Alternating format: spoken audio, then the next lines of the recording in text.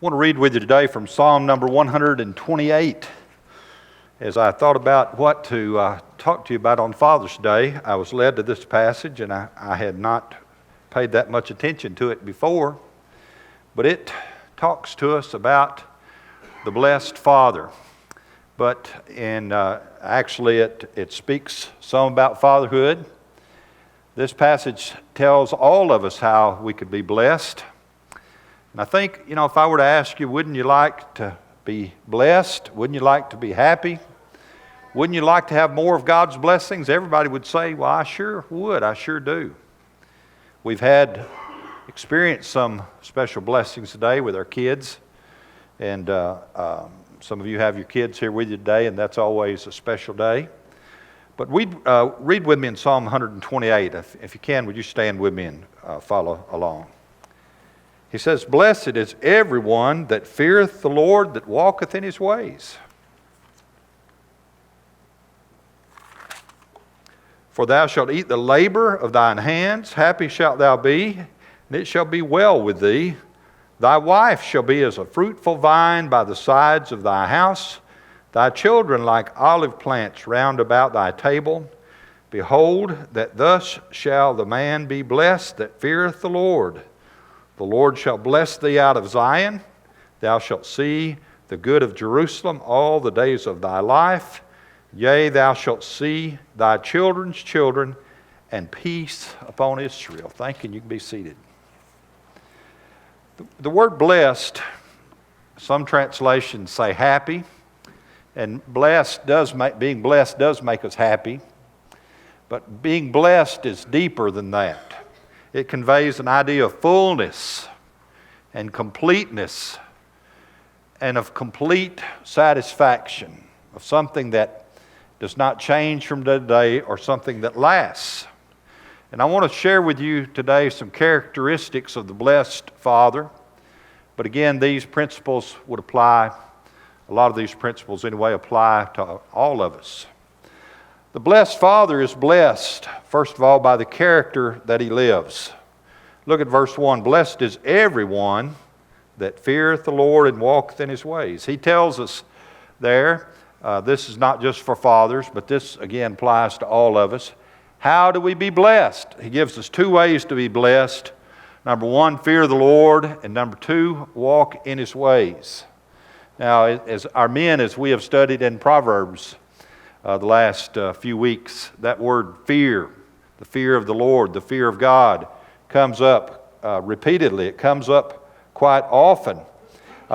There's different ideas about what that means, to fear the Lord. Proverbs tells us that the fear of the Lord is the beginning of wisdom. That's when we really begin to understand things, when we fear the Lord. It used to be said of Christians that they were God-fearing people. And that should still be the case, that we would be God-fearing people. What does that mean?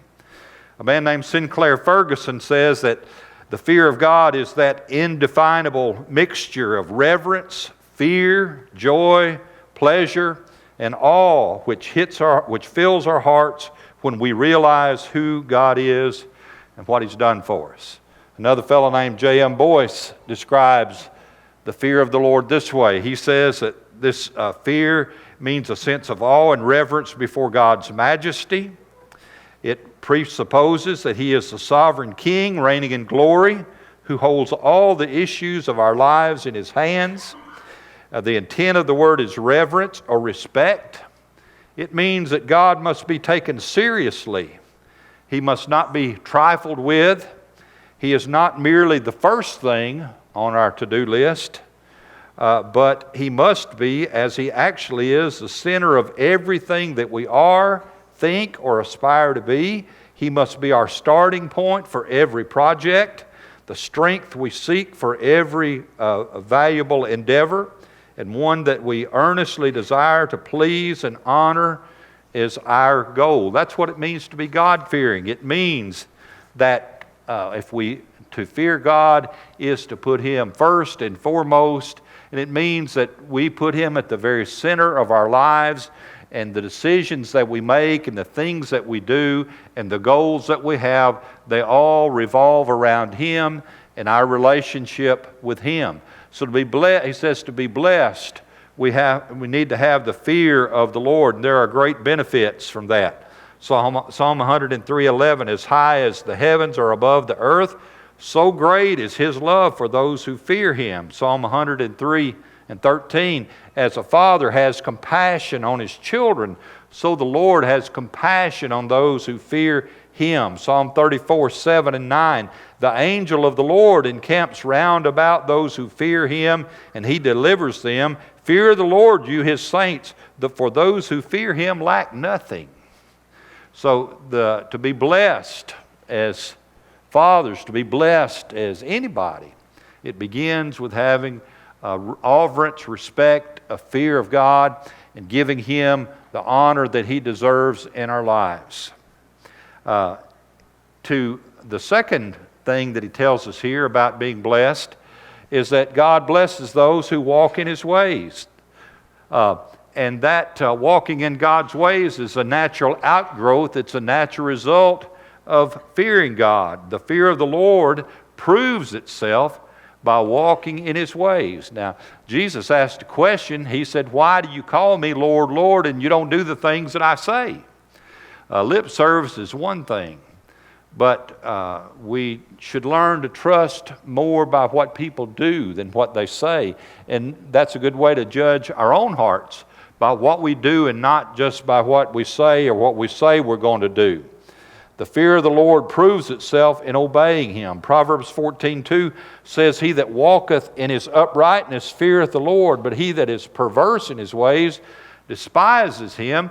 And Isaiah said, if you be willing and obedient, you shall eat of the good of the land. Isaiah said, if you want to be blessed of God, then be willing and be obedient to Him. And so we can be blessed if we fear the Lord and if we walk in His ways. That is the way to be blessed. Now, so this speaks of the character that the man of God lives. He also in this passage talks about the contentment that the blessed man learns. In verse 2 he says, for thou shalt eat of the labor of thy own hands. Happy shalt thou be, and it shall be well with thee. God made us to be workers. Some people have misunderstood in reading Genesis, and they've said that, well, work is the curse that came upon us because of Adam's sin.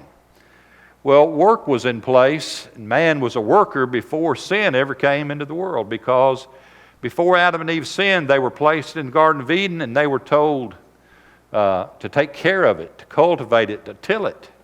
And so there in the Garden of Eden, in that perfect place before sin ever entered the world, there was man working with his hands.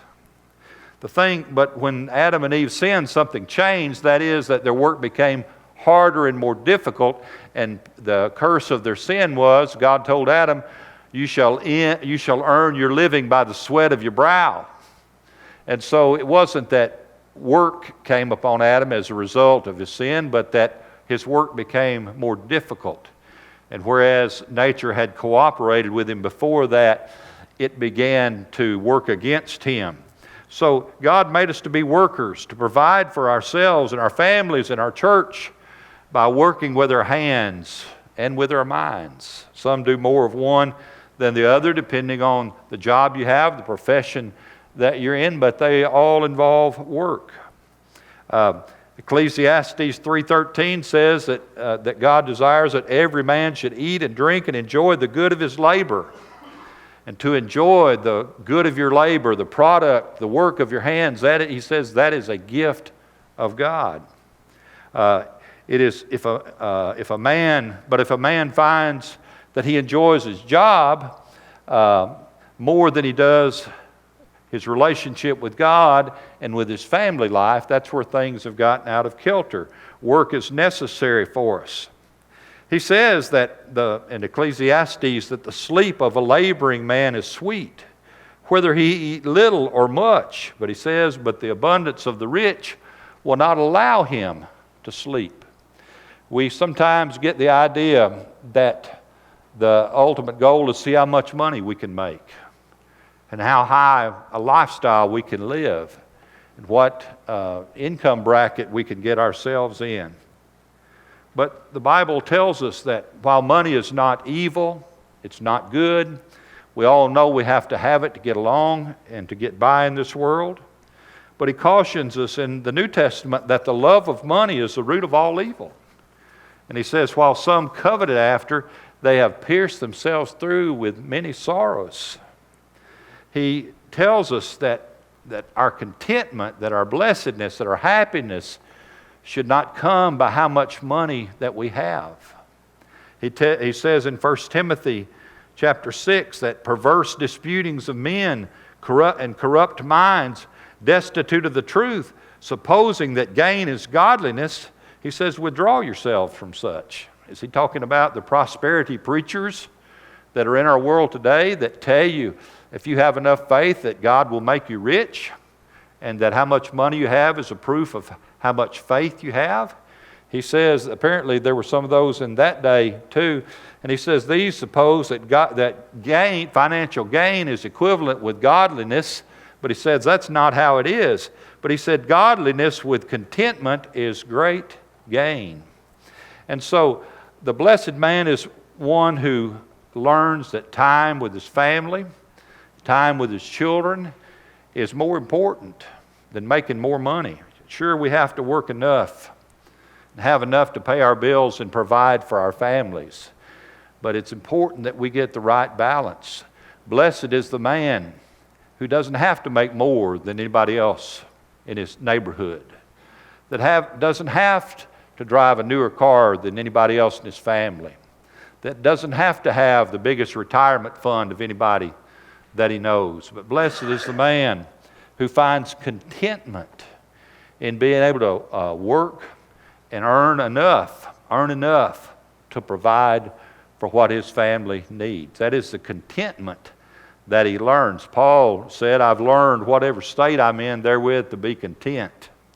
So contentment is a great blessing that comes from God, to be able to reach a point where some things are more important to us than money is.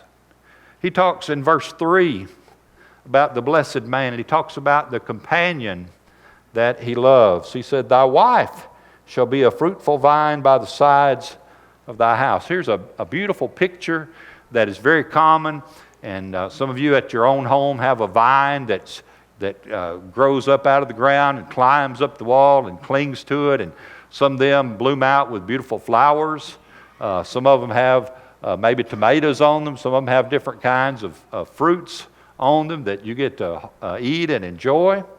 But it's a picture of that vine growing up the side of the house is a picture of a relationship that a man has with his wife. In Israel, the vine was regarded as a source of refreshment and shelter and fragrance. Isn't it good to be able to go out on your porch and have a vine that you can sit under the shade under to keep the hot beams of the sun beating down on you? That is a blessing. Just like the vine symbolized joy, a man who finds a good wife finds a great source of joy and a great source of blessing as well. In Proverbs 18 and 22, the Bible says, he who finds a wife finds a good thing. In Proverbs 31:10, he asks a question, who can find a virtuous woman? For her price is far above rubies. In Ecclesiastes, the author says, live joyfully with the wife whom you've loved all the days of your life. So he talks there about the blessing to a man of having a good and loyal and faithful wife. Think about the picture that's here. A wife who loves her husband makes him blessed.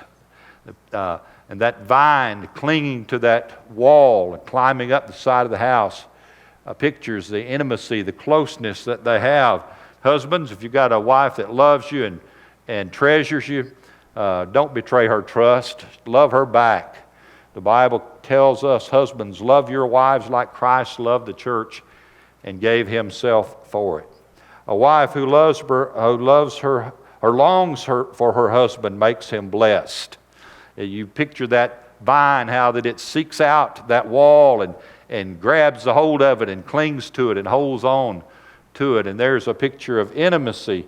A Song of Solomon gives a very vivid and beautiful description of the intimacy that exists in marital affection. A wife who leans on her husband makes him blessed. That some would say this doesn't picture give a real flattering picture of women, but it's not, doesn't mean to demean the woman in any way. But just, that vine, unless it's got something to lean on and hold on to, it can't reach the heights that it could without that. And the wife, it pictures the wife who clings to her husband and leans on him, and he is faithful to be there to support her. The wife who clings to her husband makes him blessed. She has promised to be faithful to you. And if you have got a good wife and she is loyal and faithful to you and she treasures you, that indeed is a great blessing. And she needs you to pay attention to her, to encourage her, to support her, to love her, and to be loyal to her. So on this Dad's Day, if you've got a good, loving, supportive wife, then you are blessed. The man who is blessed by the children that he leads. Verse 3 also talks about the wife being fruitful. And he said, thy children shall be like olive plants around thy table. We don't have olive plants here where we live. I don't know if they may be some other places in the United States. I'm not sure. But they're very common in Israel. This describes children as olive plants. Now, back a chapter earlier, in chapter 127, it describes children as arrows, and it says, children are a heritage of the Lord, the fruit of the womb is his reward. As arrows in the hand of a mighty man, so are the children of youth. Happy is the man who has his quiver full of them. Some have said that children make a rich man poor. But the Bible teaches us that children make a poor man rich. They make him wealthy. The psalmist said, behold, I am like a green olive tree in the house of God. I trust in the mercy of God forever and ever. So the olive tree is a picture of fruitfulness and righteousness. And the picture here in verse 3 is there is an adult, full-grown olive tree that's surrounded by these little olive trees. And they have sprung out of the ground from his seed that have fallen on the ground. They have attached themselves to the roots of this mature olive tree. And from that olive tree, they have shelter by being underneath its branches. By being attached to its roots, they draw nourishment to help them grow and be nourished and become strong. Now, this is a lengthy process. The olive tree does not reach peak production until it's about 80 years old. All that time, it's there, depending on its parent tree, drawing nourishment from that. Now, I hope that, we would hope that by the time our kids are 80, they're still not going to be dependent on us, huh? But the point is that we need to be patient, that it takes time. But once they can begin to bear fruit when they're about 5 years old, but again, they don't reach maturity and peak production until they're about 80. But olive trees have been known to bear fruit for up to 800 years. So it takes them a while to get started. But once they reach maturity, then they can produce good things for a long time. And that I read that the oldest olive tree that we know about in the world is 2,200 years old. So it takes a while, and that reminds parents to be patient. Dads are important to this process. I remember a cartoon that I saw, a little girl looking at her mother and saying, well, Mommy, if Santa Claus brings us presents, and God gives us our daily bread, and Uncle Sam gives us our Social Security, why do we need Dad around? Well, and some of society seems to have that opinion. that dads are just not that important. But the statistics bear otherwise. Tony Evans says that there's a direct link between the unruliness of this generation and the absence of spiritual leaders in the home. And he cautions, unless this trend is reversed, there's bad news for the family. I read that in America, about a third of our children grow up in homes. About 20 million children grow up in homes where dad is absent, where he's not there. Children from, and that has consequences. Children from broken families are twice as likely to drop out of high school. Studies of young criminals have found that more than 70% of all the juveniles in state reform institutions came from fatherless homes. And that doesn't mean that if you're a single mother that your child is going to prison. But it just means of those who have gone to prison, they have that very prominent link that 70% of them did not have fathers around. Besides that, there are a lot of children who do have their fathers in the home. They are physically present, but they're emotionally and spiritually absent. I read that the average American dad spends 7 minutes a day in conversation with his teenage children. 7 minutes. That's not very much, is it? That's not much opportunity to have impact. Now, dad may be a firm and authoritative disciplinarian, but Josh McDowell, who spent many of his years working with young people, said that rules without relationship lead to rebellion. Rules without relationship lead to rebellion. So children need the father in their lives. They need a father in the home. And blessed is the man who has a good and healthy relationship with the children that God has given to him. Blessed is the man who is involved in the lives of his children, who knows what's going on with them, who does things with them. He is blessed. Again, I mentioned Psalm 127 compares children to arrows.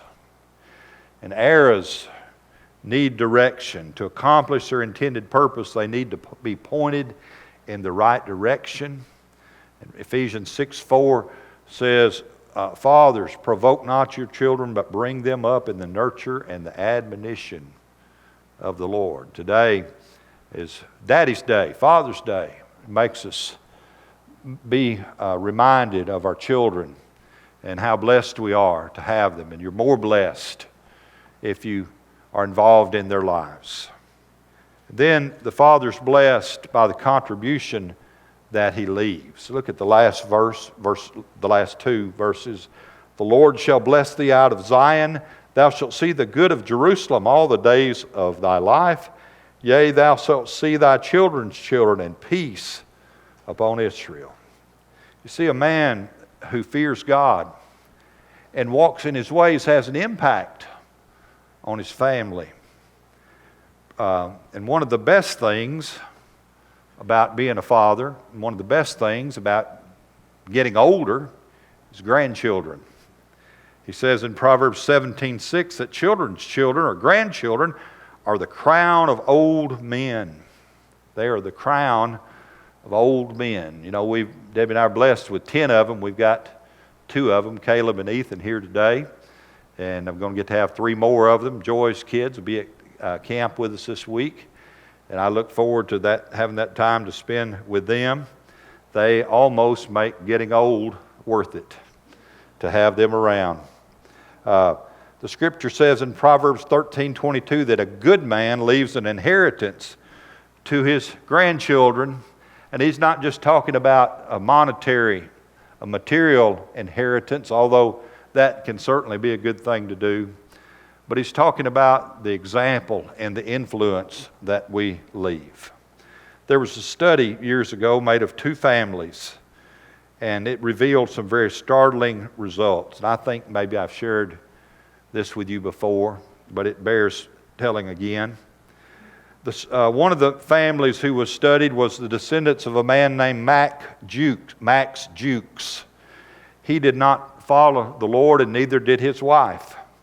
Of the 1,200 descendants that they had who were studied, 310 of them were professional beggars. 440 of them were physically wrecked by lives of sin and uncleanness. 130 of them went to the penitentiary for an average of 13 years each. 7 of them were murderers. 100 of them were alcoholics. 60 of them were habitual thieves. 190 of them were prostitutes. Of the 20 out of this 1,300 who learned a trade, 10 of them learned that trade while they were in prison. And collectively, these descendants of Max Jukes cost the state of New York over $1 million in the cost to house them in prison. The second family that was studied was a man named Jonathan Edwards. Some of you will recognize that name. Jonathan Edwards was the New England preacher, a very famous man. Among his descendants that were studied, 300 became pastors, missionaries, and theological professors.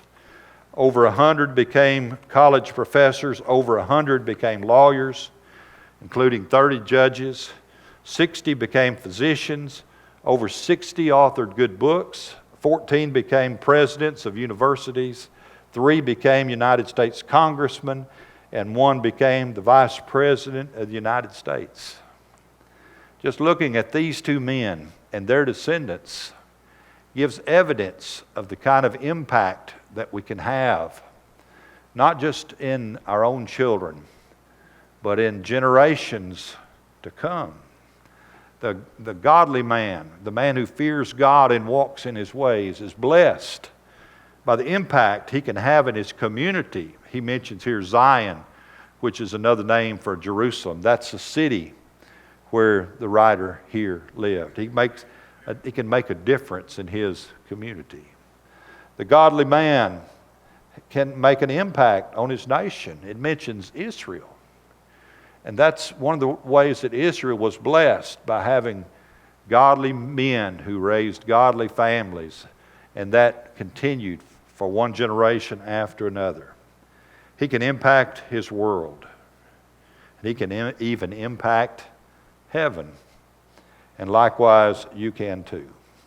So let me ask you today, would you like to be blessed? Sure you would. Everybody'd like to be blessed. But the question is, are you willing to do what it takes to be blessed? Blessed is the man, or he says, blessed is the person who fears the Lord and walks in his ways. And doing those things opens a pathway for you to have a good and faithful wife. Because if you're fearing God and walking in his ways, you're probably going to seek his leadership in doing that. Fearing the Lord and walking his ways puts you in a position to be more effective in being a good father to your children. Fearing the Lord and walking in his ways helps you to make an impact on your community and on our nation and on the world and even on heaven, as we, by our lives and by our message, direct people there. And the last verses of Ecclesiastes says, let's hear the conclusion of the whole matter. Fear God and keep his commandments, for this is the whole duty of man. Today, are you walking in a pathway that would lead to God's blessing? Do you fear God? Are you walking in his ways? If you are, keep doing that, because God will bless that. He has blessed that already. And if you're not, then you can turn your path around and begin today to fear God and to walk in his ways. You may be thinking, well, I didn't have the kind of father that's talking about here. My father and maybe my family for generations back has gone the other path. Well, you can be the one that can change the direction of your family in this generation and from now on, because men who are blessed, people who are blessed, can make a great difference, not only for themselves, but for their children and for their children's children as well. So that's my challenge for you today, is recognize the blessings you have and to fear God and to walk in His ways, because that is the way of blessing. Let's stand, we're going to sing.